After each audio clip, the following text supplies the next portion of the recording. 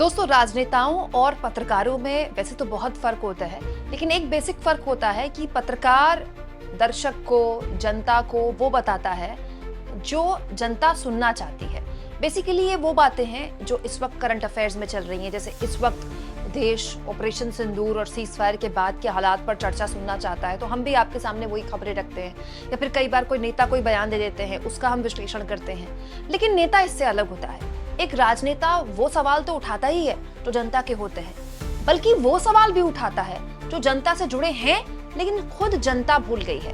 एक अच्छे राजनेता की पहचान यही है कि वो मुसलसल लगातार उन मुद्दों को उठाता रहे जिन मुद्दों को भले ही जनता भूल गई हो, लेकिन क्योंकि वो देश के लिए जरूरी हैं, इसीलिए नेता नहीं भूलता। दोस्तों, एक ऐसा दौर जब पत्रकार बनने को तैयार नहीं है, एलओपी राहुल गांधी पत्रकार की भूमिका दिखाई दिए। आज के इंडियन एक्सप्रेस का ये अखबार मैं आपके सामने रखना चाहती हूँ। इसके जरिए मैं आपको बताऊंगी कि कैसे राहुल गांधी ने एक पूरे आधे पन्ने का आर्टिकल लिखा है, और ये आर्टिकल दोस्तों आपके मेरे जीवन से सीधा जुड़ा हुआ है, रोज के आपके मेरे जीवन से। क्योंकि हम कई बार इन खबरों को लेकर विश्लेषण करते हैं, चिंता करते हैं, बात करते हैं, लेकिन हम ये भूल जाते हैं कि खबर पुरानी हो सकती है लेकिन चिंता हर हाल में नई है, ताजा है।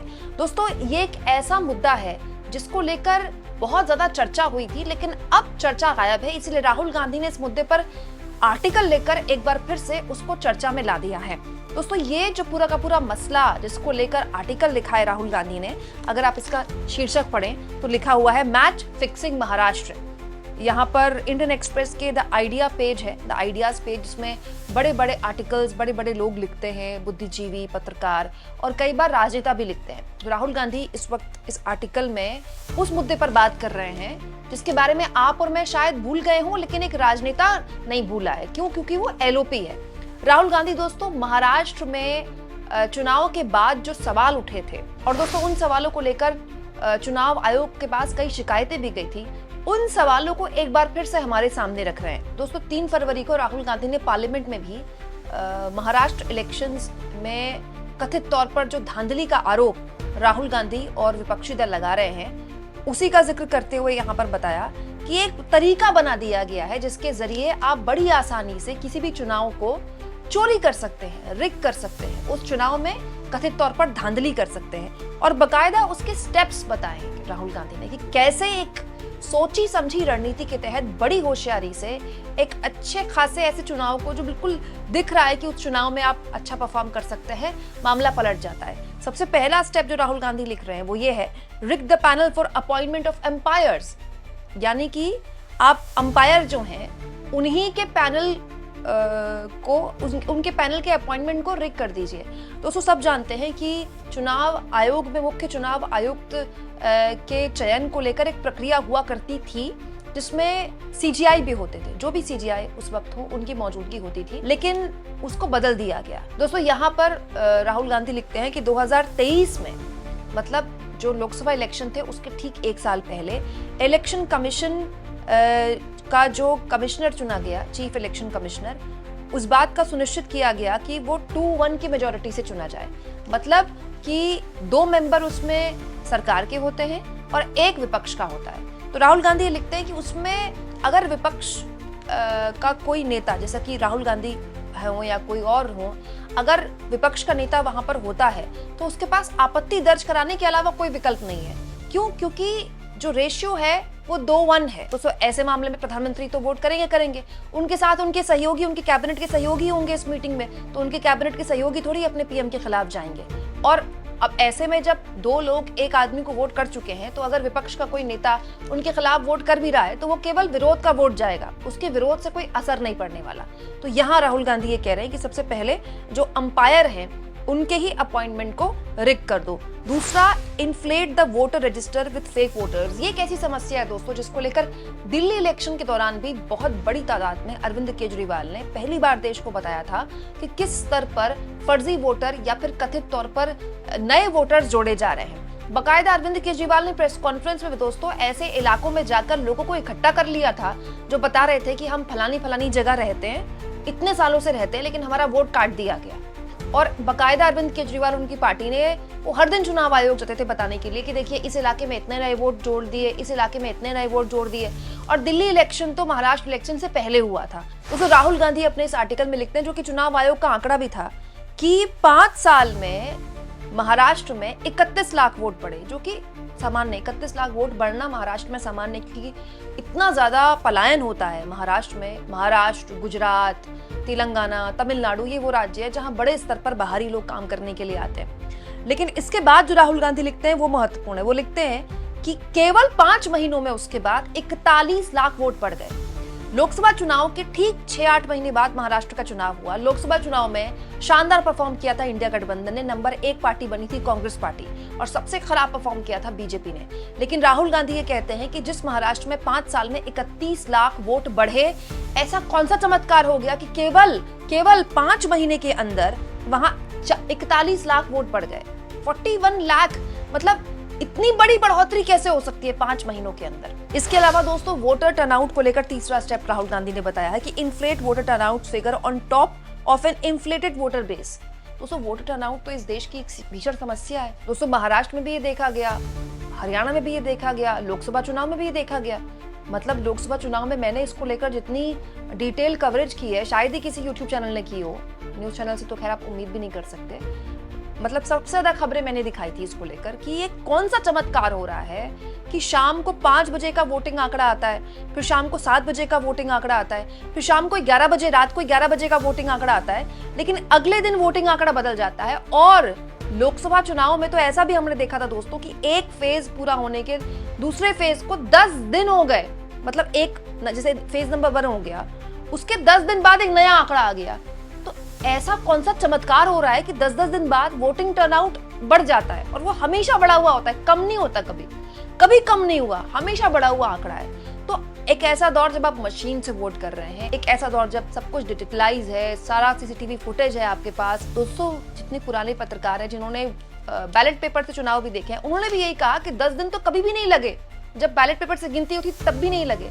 तो यही समस्या यहाँ पर भी दिखाई गई है। राहुल गांधी ने बकायदा, हालांकि महाराष्ट्र को ही फोकस किया है उन्होंने। और दोस्तों, चौथा स्टेप ये कि pin point target bogus voting turnout BJP into Bradman. मतलब खास इलाकों में ही बोगस वोटिंग की जाती है बीजेपी द्वारा। ये आरोप राहुल गांधी ने लगाए हैं। जैसे उन्होंने बकायदा एक सीट कमथी का जिक्र किया है। कमथी एक सीट है जिसमें वो बताते हैं कि 2024 लोकसभा चुनाव में यहाँ पर कांग्रेस पार्टी को 1.36 लाख वोट पड़े, मतलब 1,36,000 वोट पड़े, और बीजेपी को 1,19,000 वोट पड़े। लेकिन देखिए कितना इंटरेस्टिंग आंकड़ा है। 2024 के विधानसभा चुनाव में, मतलब 5-6 महीने के अंदर यह आंकड़ा कैसे बदल गया कि कांग्रेस को तो उतने ही वोट पड़े जितने 6 महीने पहले लोकसभा चुनाव में पड़े थे, 1,34,000 के आसपास। लेकिन बीजेपी का जो स्कोर है वो जंप हो गया।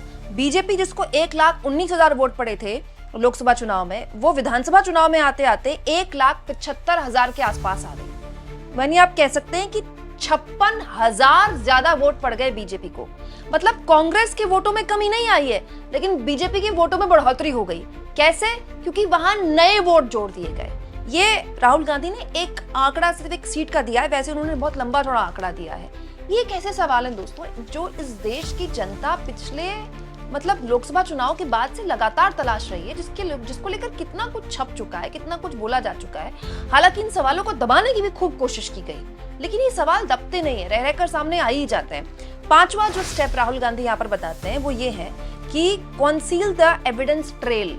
एक ऐसी खबर जो मैंने भी आपको दिखाई थी, जो दब जाती है दोस्तों, उसी का यहाँ पर राहुल गांधी जिक्र करते हैं कि महाराष्ट्र इलेक्शन के 1 महीने बाद महाराष्ट्र विधानसभा के जो इलेक्शन थे उसमें हाईकोर्ट ने ईसी को, यानी कि चुनाव आयोग को ऑर्डर दिया था कि आप जितने भी पोलिंग स्टेशन हैं उसकी सीसीटीवी फुटेज सौंपिए।